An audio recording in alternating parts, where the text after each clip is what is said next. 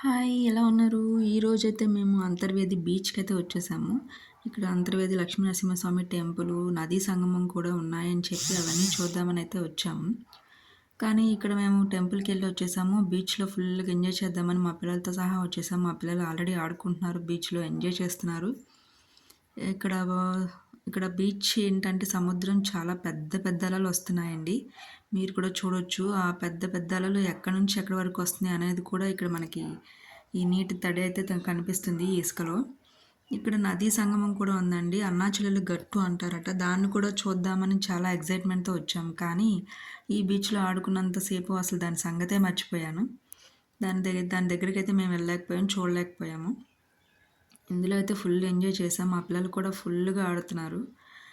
మీరు కూడా ఫ్యామిలీతో ఎప్పటికైనా వచ్చి ఇక్కడ ఫుల్‌గా ఎంజాయ్ చేయాలి. ఒక్కసారైనా ఎవరు రాని వాళ్ళు, తెలియని వాళ్ళు ఉంటే మాత్రం కంపల్సరీ వచ్చి ఆడుకోండి, ఎంజాయ్ చేయండి. అలాగే అన్నా చెల్లెళ్ళ గట్టు ఉంది కదా! అది కూడా మీరు కంపల్సరీ చూడాల్సిందే. మేము ఎలాగో మిస్ అయ్యాం కదా!